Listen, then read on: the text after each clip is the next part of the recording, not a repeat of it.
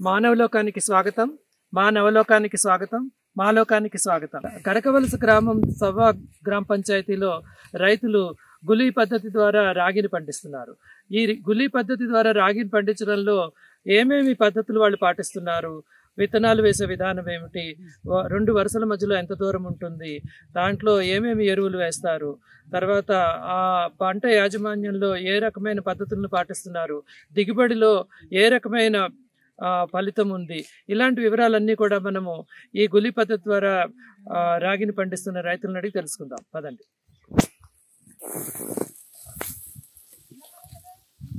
నమస్తే అండి, మీ పేరు పరిచయం చేసుకుంటారా? నా పేరు పాంగి రఘునాథ్ సార్. ఈ పద్ధతిని మీరు ఎలా మొదలు పెట్టారు, ఇందులో ఏమేమి చేస్తారు, ఈ పద్ధతి విధానం గురించి అంతా మాకు తెలియజేస్తారా? ముందు స్టార్టింగ్ సార్ దుక్కి సార్, అంటే మనము దుక్కి చేసిన తర్వాత సార్ నారు పోస్తాం సార్. నారు పోసిన తర్వాత 20 రోజులు అయ్యాక ఈ నారు దీంట్లో నారు మొక్క దీంట్లో దుబ్బులు అంటే ఇది పాదులు కొట్టి దాంట్లో ఘనజీవామృతం వేస్తాం సార్. ఘనజీవామృతం వేసిన తర్వాత మొక్కలు వేస్తాం సార్. మొక్కలు వేసిన తర్వాత దుక్క ఇడుస్తాం సార్. దుక్క విడవడం అందులో దాంట్లో దుక్క కట్టి లాగుతాం సార్. ఇప్పుడు ద్రావజీవామృతం సార్, ఇది నారు వేస్తాం కదా సార్, ఇది పాదులు వేసి నారు వేసిన తర్వాత ద్రావజీవామృతం 15 రోజులకి ఒకసారి అప్లై చేస్తాం సార్. ద్రావజీవామృతం ఒకసారి అప్లై చేసిన తర్వాత ఇంకా ఒక 15 రోజుల తర్వాత దుక్క ఏడుస్తాం సార్.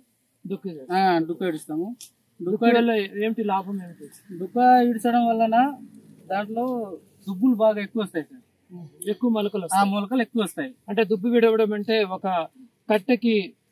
కట్టెని కట్టి ఇలా లాక్కుని పోతాం సార్. మొలకెత్తిన వాటి నుంచి లాక్కుని పోవడం మూలంగా ఎక్కువ మొలకలు వస్తాయి సార్. దాని మూలంగా ఏమి లాభం? దాని మూలంగా ఏంటంటే మనకి ఆదాయం ఎక్కువ వస్తాయి సార్. ఎక్కువ మొలకలు వచ్చి ఎక్కువ ఆదాయం, కంకులు వస్తాయి, ఎక్కువ ఆదాయం వస్తాయి సార్. ఎక్కువ పంట పండు. అవును సార్. ముందు అయితే సార్ మనం విధ జల్లినప్పుడు దీనిలో ఇది మేఘం 6 ఎకరం ఉంది సార్. 6 ఎకరంలో 4 బస్తాలు 5 బస్తాలు వచ్చేది సార్ ముందు. ఇప్పుడు ఈ లైన్స్ వేయడం వలన మనకి ద్రావజామృతం అప్లై చేయడం వలన ఇప్పుడు అంటే మొక్కకి మొక్క అడుగు వేయడం వలన ఇప్పుడు మనకి దుబ్బులు బాగా వస్తాయి, ఆదాయం కూడా బాగా వస్తాయి. అందుట్లో ఇప్పుడు వచ్చింది దీంట్ నుంచి ఆదాయం మేఘమా ఇప్పుడు 10 బస్తాలు పైన వస్తాయి సార్. ఇది వరకు 4 లేక 5 బస్తాలు వచ్చేవి, ఇప్పుడు 10 బస్తాలు వస్తాయి సార్. ఇప్పుడు మీరు కోత దశలో ఉన్నది ఇది.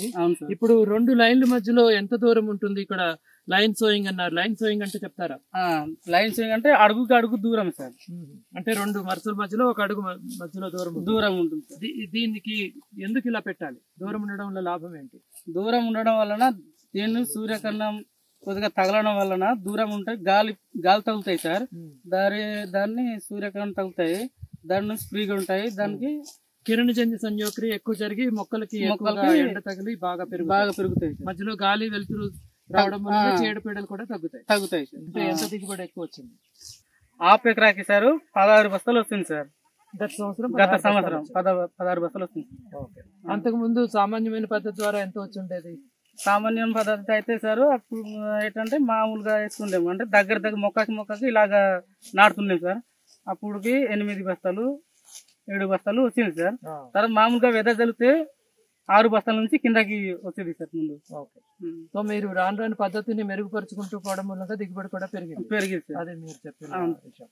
ఇప్పుడు ఇందులో దీని పంట యాజమాన్యంలో ఏమైనా కష్ట నష్టాలు అంటే ఎక్కువ పని చేయడం, శ్రమ అవి ఉంటాయా, లేకపోతే సులభంగా చేయొచ్చా? శ్రమ ఇప్పుడు తగ్గింది సార్. శ్రమ తగ్గింది. ఎందుకంటే ఇప్పుడు మనకి సైకిల్ వీడి ఉంటాయి సార్. సైకిల్ వీడతోని దుక్కి చేస్తున్నాయి. సైకిల్ వేడితో కలుపు తీస్తారు. తర్వాత దుక్కి చేయడం మూలంగా ఎక్కువ మొలకలు వస్తాయి సార్. దాని మూలంగా ఎక్కువ దిగుబడి వస్తుంది. మీరు యూరియా కానీ పెస్టిసైడ్స్ కానీ అలాంటి ఏమైనా కెమికల్ రసాయనిక పదార్థాలు వాడుతున్నారా? ఎరువులు కానీ పెస్టిసైడ్స్ కానీ? లేదు సార్, వాడట్లేదు సార్. అన్ని సహజమైన సహజం సార్. మీకు పశువులు, ఆవు పేడ అవన్నీ లభ్యమవుతుంది సార్. మాకు మీ ఊర్లో అవి తప్ప ఇంకేమీ వాడరు? లేదు సార్. ఇప్పుడు ఇందులో కోత కోసాక మీరు దీన్ని ఏ రకంగా ఉపయోగించుకుంటున్నారు? దీన్ని కోసగా సార్ ఇది దీనికి ఆవులతో కట్టి మట్టి ఇస్తాం సార్. ఇది ఇంటికి తీసుకెళ్తాం సార్. ఇంటికి తీసుకెళ్ళి మనము తినడానికి సొంతంగా ఉంచుకుంటాం సార్. మనకి సంవత్సరం వరకు సరిపోయేంత వరకు ఉంచుకుంటాం సార్. మిగతావి మనకి డబ్బులు ఎప్పుడు ఒకవేళ డబ్బులు లేకపోతే ఎఫ్పిఓకైనా ఎఫ్పిఓకైనా ఇచ్చేస్తాము, లేకపోతే మార్కెట్లో తీసుకెళ్తాం సార్. ఎఫ్పిఓ అంటే చెప్తారా? ఎఫ్పిఓ అంటే ఏంటి? డబ్బులు మనకి లేనప్పుడు రైతు ఉత్పత్తిదారుల సంఘంలో మేము ఇస్తాం సార్. వారికి మీరు అమ్ముతారు? వాళ్ళకి మేము అమ్ముతాం. ఇప్పుడు రఘునాథ్ గారు, మనం నిలబడిన చోట మనకి కంది, బంతి ఇలాంటివి కూడా కనబడుతున్నాయి. రాగి పంటలో ఇవన్నీ కూడా ఎందుకు వేశారు? ఇది దీనికి అంతర పంట కింద అదనపు ఆదాయం ఎంతో కొంత వస్తాయి సార్.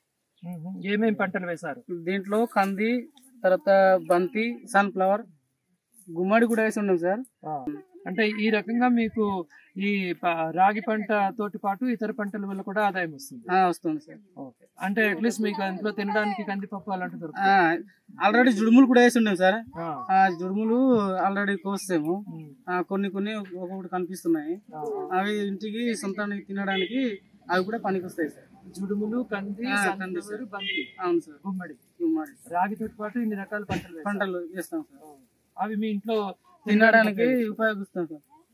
రఘునాథ్ గారి పొలంలో గులి రాగితో పాటు అంతర పంటలను కూడా వేసి రకరకాలుగా వారు ఆహార పదార్థాలను పండిస్తున్నారు. ముఖ్యంగా ఇవన్నీ సేంద్రియ పద్ధతుల ద్వారా, సహజ పద్ధతుల ద్వారా పండిస్తున్నారు. వీరు ఇప్పుడు కోత సమయంలో ఉన్నాం కాబట్టి రాగి పంటను ఎలా కోస్తున్నారు, ఎలా కట్టలు కడుతున్నారు ఒకసారి చూద్దాం పదండి.